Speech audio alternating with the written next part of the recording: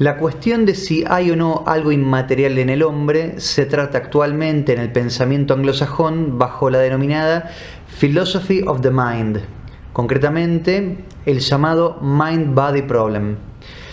Parece ser que lo que asombra y mueve la reflexión a los ingleses y americanos son los fenómenos de la conciencia. ¿A qué se debe esta diferencia? ¿Qué valoración puede hacerse sobre este enfoque?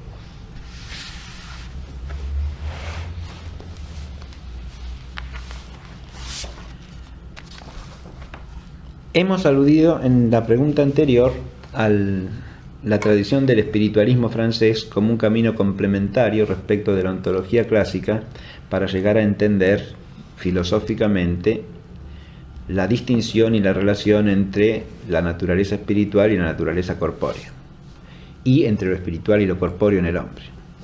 Este, podemos decir, sería otro camino semejante, análogo al anterior, precisamente si se hace hincapié en esa noción de fenómenos de conciencia. El concepto de fenómenos de conciencia es un concepto que aparece tanto en la tradición anglosajona como en la alemana, y está ligado a una tradición de pensamiento que incluye sobre todo autores que podríamos llamar de inspiración neokantiana,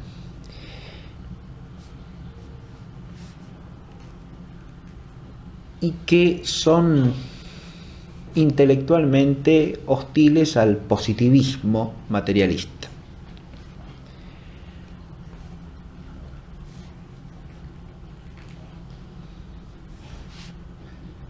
En una línea parecida podríamos ubicar, por ejemplo, a Bergson en el pensamiento francés, que si bien tiene como una de sus fuentes de inspiración el espiritualismo francés, por otro lado tiene una formación positivista, de manera que también en él podemos apreciar la ambigüedad que voy a señalar a continuación. Estos autores en general sostienen la existencia de dos tipos de fenómenos irreductibles unos a los otros.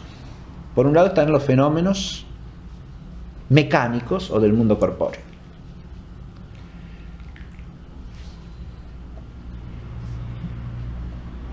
Y por otro, los fenómenos de conciencia, o fenómenos psíquicos o propios del espíritu. De hecho, la palabra inglesa mind puede traducirse por mente, pero también puede traducirse por espíritu, ¿no? Es uno de los nombres que significa espíritu en inglés, en el uso tradicional cristiano, por ejemplo, de la lengua inglesa.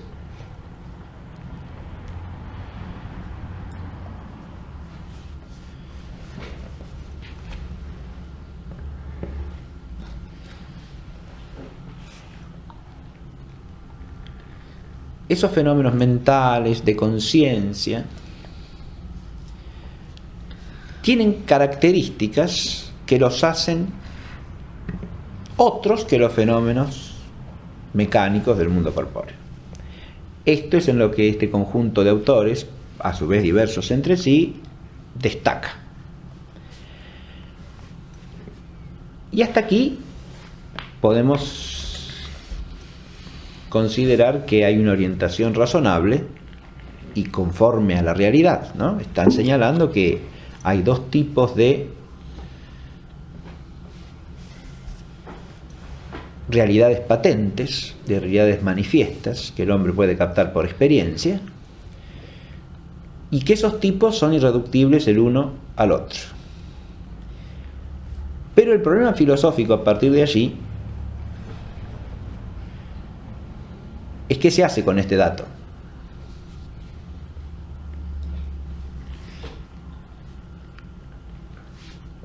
Si compara uno esto con las perspectivas de un positivista o de un inmanentista o materialista, tenemos un paso adelante, en cuanto que por lo menos se reconoce dos géneros de fenómenos irreductibles entre sí.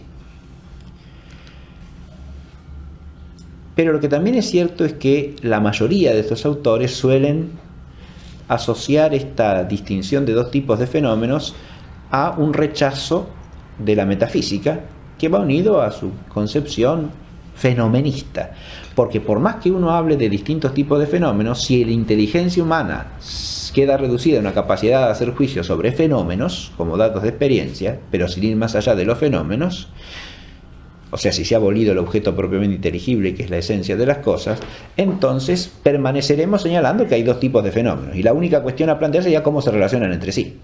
Si por una suerte de paralelismo, si porque unos se fundan en los otros, y entonces podemos caer o en un objetivismo materialista o en un subjetivismo idealista, ¿no?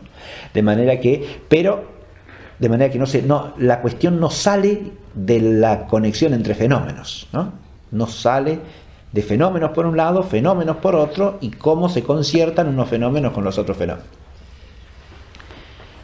En algunos autores donde la condición neokantiana es firme, digamos, como por ejemplo el caso de Dilthey en Alemania, ¿no? La negación de que haya que sacar una consecuencia sustancial a partir de esta serie de fenómenos distintos por un lado y por otro es explícita.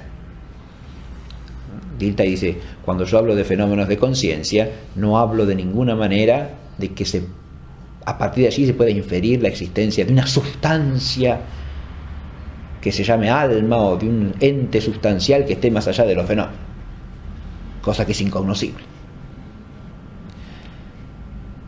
Ahí hay una limitación intrínseca en el modo de pensar, que si bien acepta dos tipos de fenómenos distintos, con lo cual, insisto, ya tenemos por lo menos la aceptación de una verdad que no está en los reduccionistas totales, ¿no? Esa doble serie de fenómenos suele interpretarse desde la dualidad sujeto y objeto, y por lo tanto como dos polos de una realidad única. La subjetividad vinculada a los fenómenos de conciencia y la objetividad vinculada a los fenómenos mecánicos o físicos, con toda la confusión que esto involucra por otra parte, ¿no? Porque adviértase que de esta manera el término naturaleza quedará por un lado ligado a los fenómenos del mundo meramente físico, y los fenómenos del espíritu y de la conciencia, y por lo tanto toda la esfera de la moralidad, por ejemplo, quedarán ligados a la subjetividad, y nada más que a la subjetividad, con lo que caemos en un semi-espiritualismo subjetivista.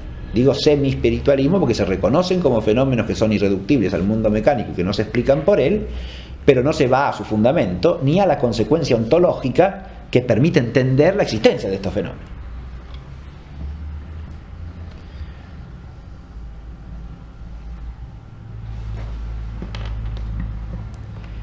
Por lo tanto, aquí hay que aplicar, pero de manera más profunda todavía, lo que ya hemos dicho de la tradición del espiritualismo francés.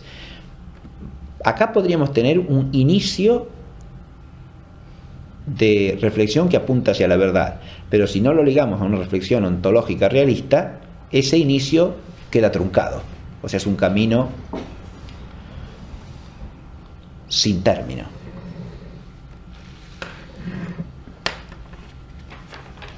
Dentro del contexto anglosajón, los autores que sacan una consecuencia ontológica de este examen de los fenómenos de conciencia son autores que lo hacen desde el principio de un realismo tradicional,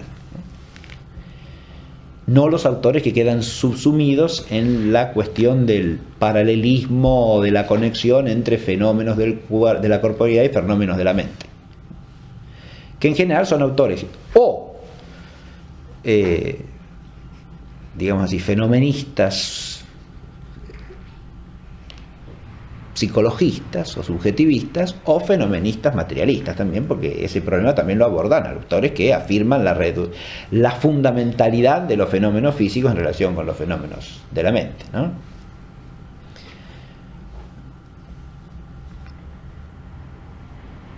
Con lo cual ahí ya se vulnera otro aspecto de la cuestión. No solo se está admitiendo el error de la reducción de la inteligencia al dato empírico, sino que además se está agregando el error de que se pueda explicar lo más perfecto por lo menos perfecto, ¿no? Se está yendo contra el principio de causalidad.